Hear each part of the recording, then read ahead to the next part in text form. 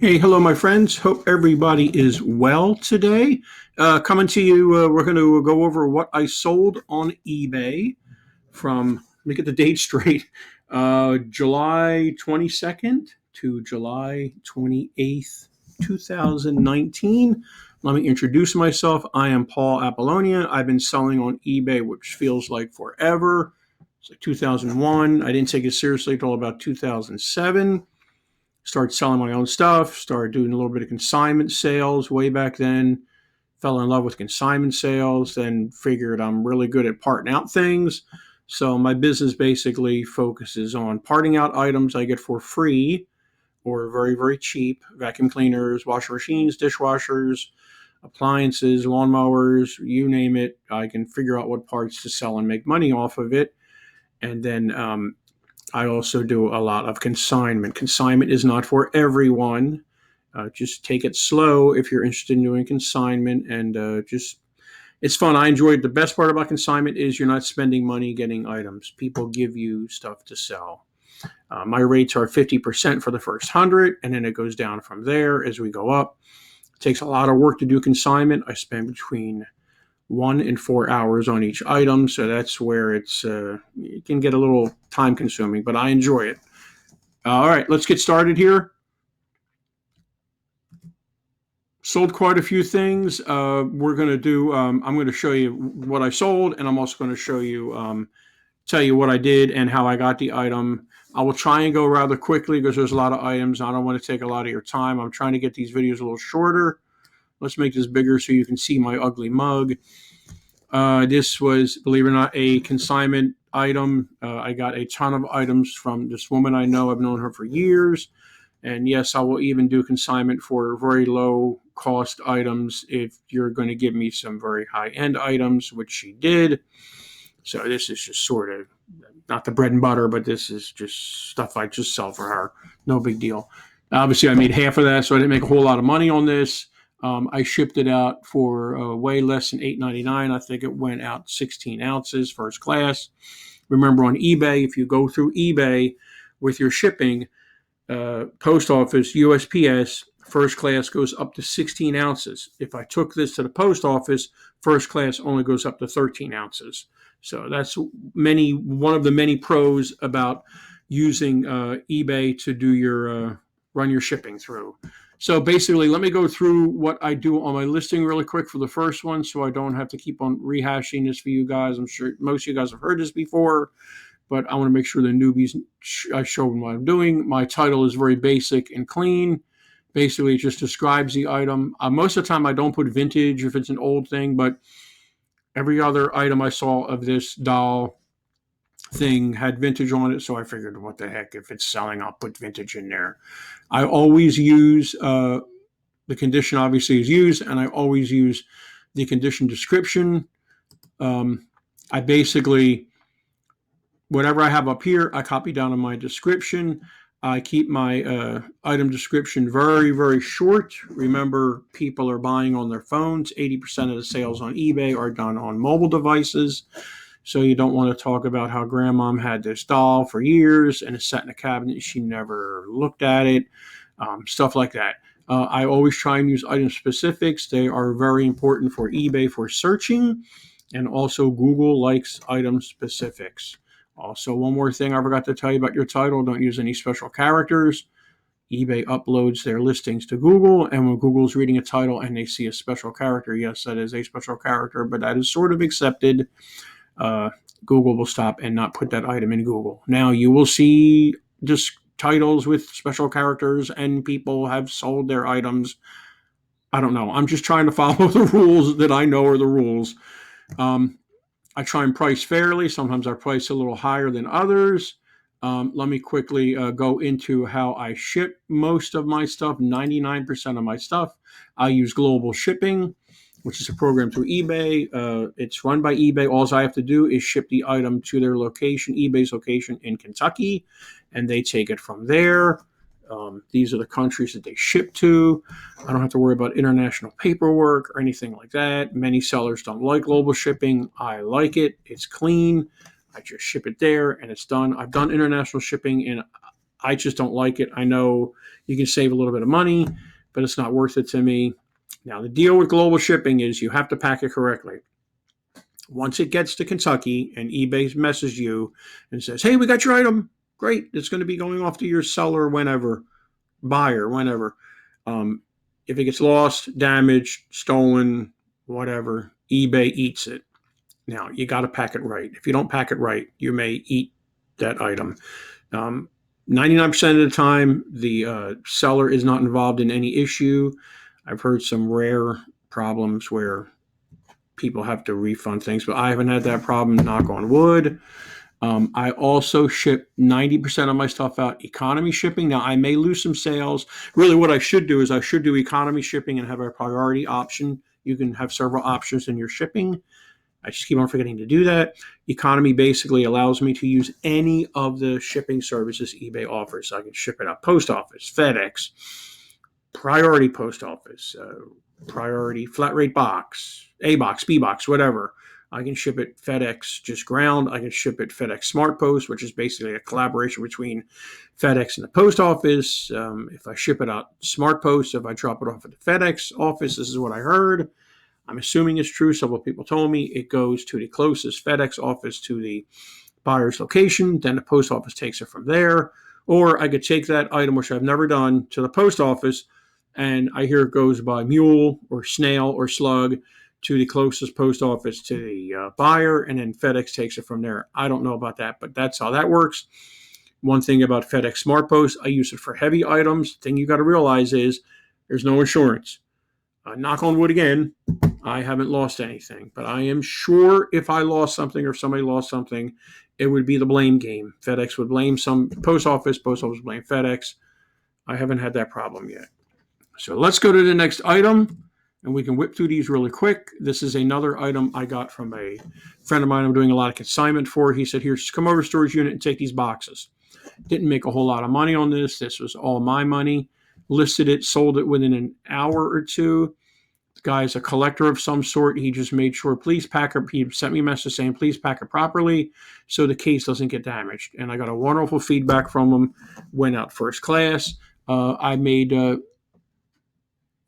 probably made $10 on this, maybe. Okay, not a big time sale. Some people don't like selling items for less than $20 or $40. Look, $10, $15, $20, $30 items are my bread and butter. I don't mind. It takes me minutes to pack this stuff. We all run our business differently.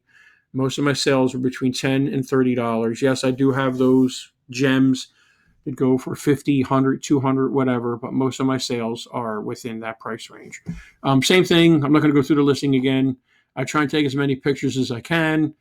All angles of this razor. I have no idea what this razor thing is. It's obviously vintage from the 70s. But he wanted it, he got it, and he was thrilled with it. This item here, there is money in trash. There is money in things that people throw away.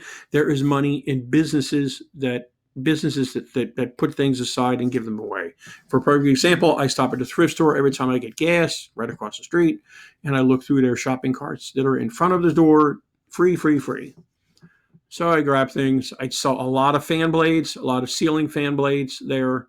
Don't make a lot of money on those. I'll probably make about $13 profit. But again, I'm picking them up, I'm bringing them home, and I'm listing them. I didn't pay anything for them. I didn't go out of my way. Here's a perfect example. I sold 3 of these to a buyer in California. Now, it was a pain in the neck to ship these things, and I think they get them today. So I'm assuming that they came okay. I had to bubble wrap the heck out of them. They are basically globes off of a ceiling lamp, vintage globes like that. Got these for free, and I made probably $30 after everything, shipping and everything. She paid, it was like, I think they paid like $46 for 3 of them with shipping. So whatever money I made, I probably made about $33, maybe $30. Maybe it was $25. I forget exactly what I made, but it was free money. I didn't do anything. It took about a month for them to sell. Just kept them in a box, shipped them out. Free money. I love free money. Another item, this is do a lot of parting out of small engines. This is an obsolete tank, gas tank, or if it comes to Lawson mower. Motor fits many, many things. Snow blowers, mowers, tillers, whatever. I should have put obsolete in the title. I did not, but I did sell this in about a week. Easy money, easy money. If I see a mower with one of these on it, most of the time I just pull this off and minimal parts because I know I'm going to make $15 on this, $16 on this without even thinking. I take all kinds of angled pictures. These are all done on my phone on a picnic table in front of my house. I know I should use white backgrounds, but most of the time I'm just selling parts.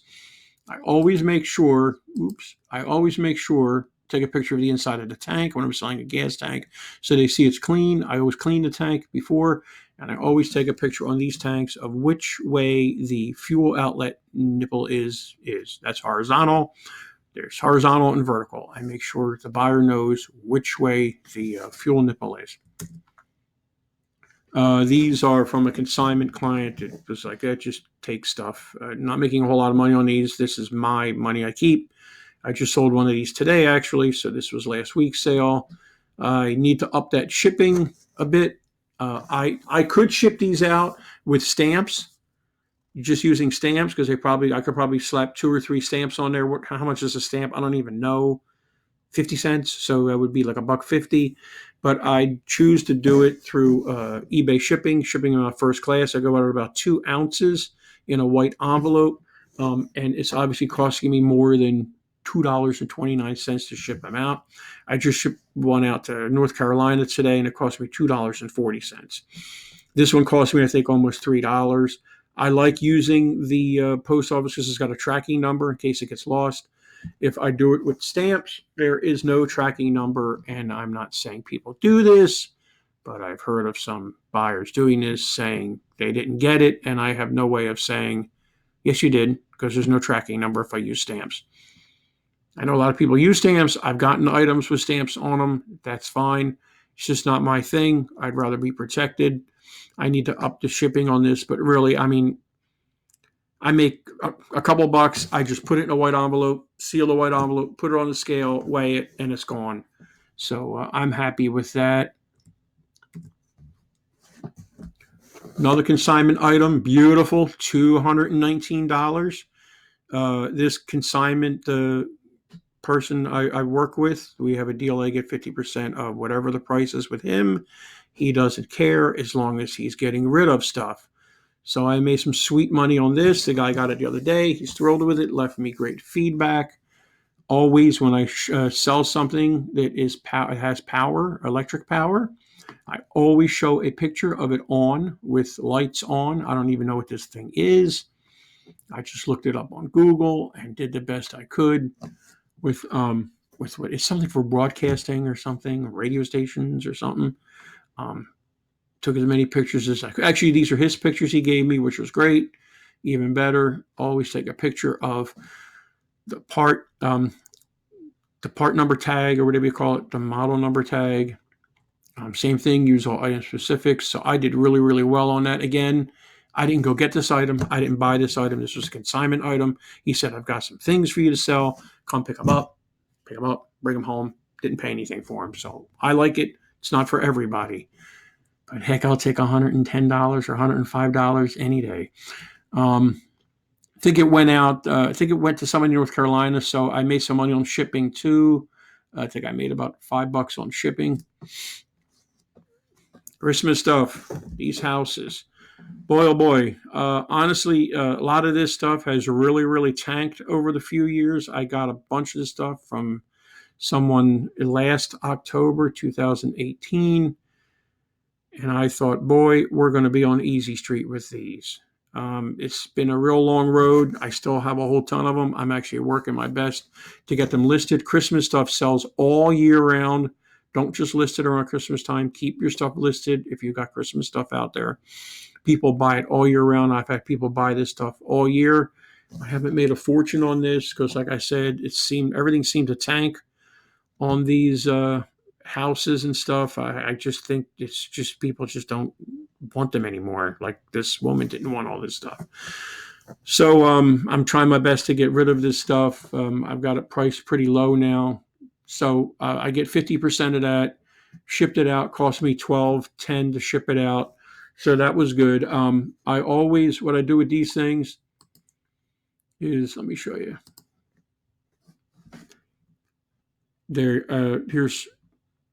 I get a little crazy with these pictures. I shouldn't have done some of these pictures. Like here's that's a good one.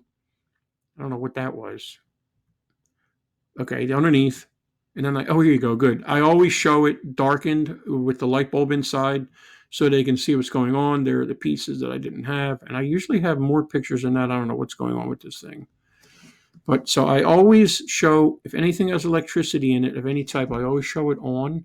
And I have all sides of this. I don't know if it's with my listing today or what, but I swear there's a picture of the front, the back, the side of all the windows so you can see, because there's something going on in that big bay window you see. That wasn't a great listing to show you guys an example of. So let's go on to the next one. We probably got about 6 or 7, probably 8 more to do. This is a part I got off of a dishwasher. I do a lot of dishwashers. I get them for free on Craigslist. Easy money. The racks on the Bosch dishwashers are golden as long as they are not rusted. The tips get rusted. I also found you can buy caps for the racks to put over the rusted tips. I bought a bunch of those. They're gray and white. So if it's a gray rack, I just put all the gray tips on there. They cost about $15 for about 200 of these things.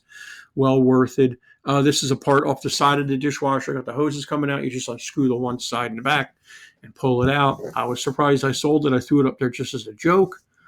And I made $12 after shipping. Went out first class. It was tough to shove into a poly envelope, but I got it in there. Also, every time I do a dishwasher of any type, parts, I say this, but sometimes I forget. The last picture is the product tag off the dishwasher. Dishwasher product tags are always on the door. They're either on the inside of the door you open, the edge, or the edge of the dishwasher inside the door. If it's not there, it fell off. The odds of it falling off is pretty rare. They're like glued on there with gosh knows what. And I always put the model number and the serial number in the item description. Not description, in the item specifics. Hopefully I have it here. Don't show me I'm wrong. Yep, there you go. So I always do that because that's what people search on sometimes, the item number, the dishwasher model number and such. Calculator consignment sale, $47. Picked up a new consignment person a couple weeks ago. Takes me a couple weeks to list things as I'm backlogged with a bunch of consignment stuff. Always have it powered on, like I said earlier. I also took close-ups of the keyboard and the screen. Actually, the same person bought this and the next calculator. So I made half of that, and then the fees come out of the seller's end, the buyer's end, the consignor's end. Having trouble here today. I need more coffee, I think. But I always have it powered on so they see the screen is on.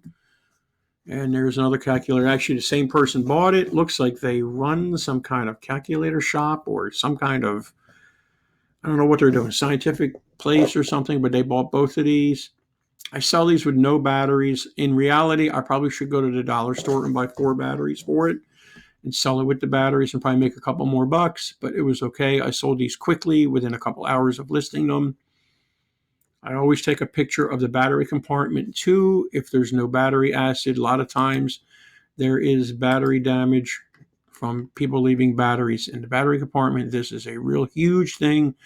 If there's no damage, I always take a picture. Even if there is damage, I take a picture and say, hey, I did my best with cleaning it with baking soda or white vinegar you can use to clean it up.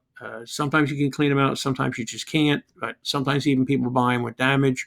Always, if you have a battery-operated item, show it without the batteries and the battery compartment.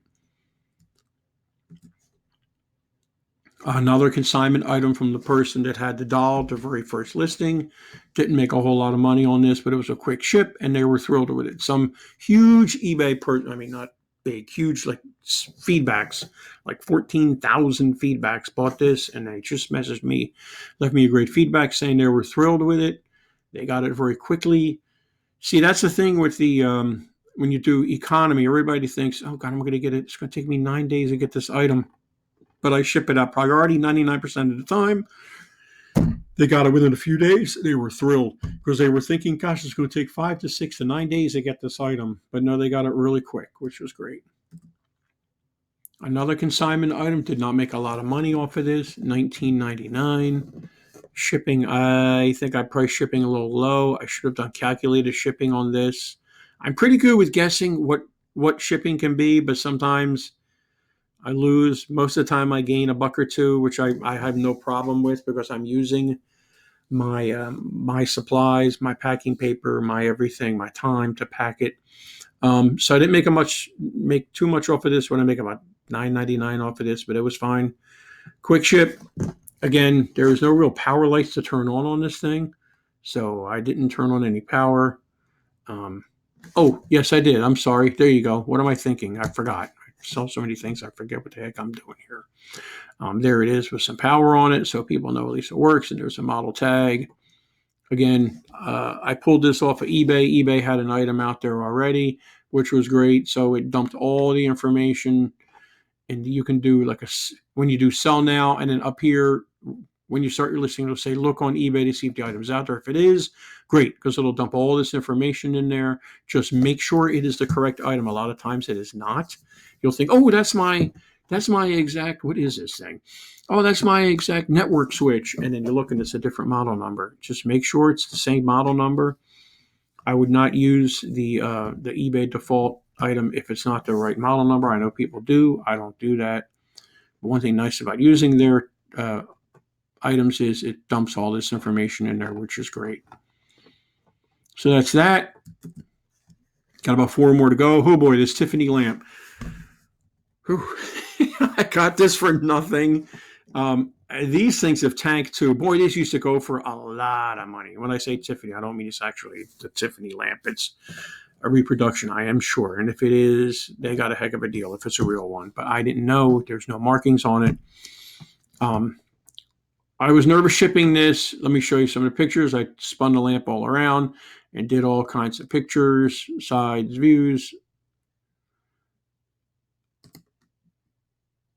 It's a 12-inch lamp underneath. I'm assuming he got it. What I did here was I used a heavy-duty box. I'll say the name, from Lowe's or Home Depot. I'm not affiliated with any of them. Like the real thick box. Box costs about $1.80, I think. It was the smaller one, 14 by 14 by whatever. So I had 2 inches of room. First, I took and I put bubble wrap underneath the lamp, inside the bottom of the lamp. Then I had this big bubble wrap, huge bubbles I got for free from a dumpster. They threw out garbage bags of this stuff. I mean, garbage bags. I filled up a whole trunk in my back seat with bubble wrap. It was great. So I used a lot of that. I layered a lot of that. And then I made sure I had bubble wrap inside there pretty tight. And I put the lampshade down in it, and I put bubble wrap around it, and then I use my box sizer tool from Bubble Fast, which is a tool that cuts down the boxes. I have a video of that I did about last year, I think, on how to use it. Cut down the box, folded it over, so it was tight in there, and I knew it was going to be okay, I hope. The why I used the heavy box is because it's really hard to really puncture that box or anything like that. I use those boxes to ship small engines in, lawnmower engines, edger engines, mini bike engines, and I've never had a problem with that big box. You start using a flimsy box, it sort of wiggles around and stuff. And he got this thing the other day, and I'm assuming it's okay. Like I said, these things have really tanked. At $22 was a heck of a deal. I got it for nothing. It went to Pennsylvania. I think it cost me $14 to ship it. I think it went FedEx, if I'm not mistaken. Yeah, see my description. It's very, very, very small. I really didn't say too much about it. Just look at the pictures. It says everything. Gas tank. I saw a lot of these gas tanks when I have them. Funny thing is, I didn't realize I had this gas tank. It was behind a box in the garage. I sell these pretty quick, probably within a couple of days after listing them. The problem is China has really drove the price of these tanks way down because you can get them new for a little bit more than what I'm selling a used one for. But I still do sell them, not as fast as I used to before. Again, take all angles of the tank. I make sure there's 2 versions of this tank. There's the Here, let me just show you. There is the rounded edge, and then there's the cornered edge. And they both fit the same. Doesn't matter what style you get, it's going to fit the same. I just make sure I stress that in my description, good shape. This tank has the rounded edge, just so people know. Got all my specifics, and I even put a item specific, my own, in there. Note number 1, tank has rounded edges, so people know it has rounded edges. I don't make a whole lot of money on these anymore. I probably make about $12, $13. Goes right into a 12 by 12 box. I don't even put any packing material in it because it's a gas tank. The odds of it getting really damaged is pretty rare because people are throwing things at your mower. Your mower gets a lot of abuse, and the tank should be okay. How I test these for leaks is I either put hot water in them and move it around the edges. I'll show you the edge I look for. Hopefully I've got a picture of it. There's that edge right there. Okay, let's just make the big picture again. Sorry about that. That edge right there. Let me see. That edge, same edge there. And then the edge in the front. And there's that picture inside the gas tank. So I always check that. You can use hot water. You can use gasoline. You could even hold this end here with your finger and blow into the tank and see if you hear any air. I'd rather use liquid to make sure. I haven't had a problem yet with any of these tanks leaking, knock on wood. 3 more items left. This is a wonderful item. It was sitting in my garage on a shelf. I have no idea where I got it. I don't know. I have no idea if somebody gave it to me. Hopefully it's not somebody's consignment item. I don't think it is. I think somebody gave it to me, or somebody gave it to me in a box, because I usually mark consignment items with tape or something. There's some kind of earmark on it. This was sitting in the garage forever. I thought, what is this thing? And I thought it was something else. I thought it was some kind of board game or dominoes or something. I don't know what I thought it was. Well, I took it out. Batteries were clean, and it works. Now, this is old from like the 70s. It's a synthesizer calculator or whatever. Sent it out first class, which was awesome. Made a good bit of money on this. Probably made about $30 on this after shipping. I insured it. I wrapped it with bubble wrap, huge, lots of bubble wrap, and I put it in a poly envelope and got it out. It went out to California. I always make sure I put, there's the model number there. I looked this up on Google to get some information. Same thing here. I'll read this. I am very clear on stuff I'm not familiar with. In usable shape. This was not a high-end toy back in the day. I put batteries in it, pressed all the buttons. It seemed like it worked. I know nothing about musical instruments. Please note, some of the switches and slides are dirty, meaning they need to be slid back and forth at first use, which means see these slides here, very common when they're sitting around. They get dirty, which means the electronic slide inside gets dirty. Doesn't mean it's bad or broken. It just needs to be worked back and forth to get cleaned up a little bit. So once you do that, it was working fine. Same thing with the switches. Thank God it was in a case. If it wasn't in a case, this thing probably would have been shot. I always take a picture with it powered on, like I showed you before. So it's money and free stuff. I love getting stuff for free. I love consignment. Here's a great story with this item. Not a beware story, but woman bought this on Sunday, and I pack and ship my stuff like almost immediately because I'm home a lot of times. If I saw this coffee mug right now and I'm just sitting around doing something, if I'm doing something totally different than eBay, I stop what I'm doing, I grab the item, I weigh it, I pack it, and I put a label on it. And sometimes it's gone. I'll take it down to the post office or FedEx if I'm heading that direction. It can be gone within an hour. Well, luckily for this woman, that didn't happen because I packed it, had it ready, threw it in the car for the next morning because it was like around dinner time on Sunday. And she messaged me back like 7 hours later. Oh, can you send it to a different address? First of all, there's a lot of issues in that. If you send it to, you can do it, and I've done it before, and I'm always leery of doing it. If you do that, you lose a lot of your eBay protections for shipping, insurance, tracking, stuff like that. eBay wants you to send it to the address that the seller has in their account and on PayPal. Now, I've done it before. So what happened here was We're going back and forth. I'm trying to explain to her. She's going, well, I just called eBay and they said that's your problem, which I don't think they would have said that. And you need to, I'll just cancel it and send it back to you, and you'll have to pay for shipping twice because I want to send to this other address. So I thought about this, and she messaged me like at 1 o'clock in the morning. Yeah, I heard my phone go off at 1 o'clock in the morning, and I saw it, and I'm going, So I got up, and I messaged her back, and I said, look, the best way to handle this is I'm going to cancel the sale, say it's a wrong address or address problem. I forget what the option is. Protects us both, and then this is what you'll do. You'll either change your address in your email, in your eBay account or PayPal account, whatever you got to do to make it that address.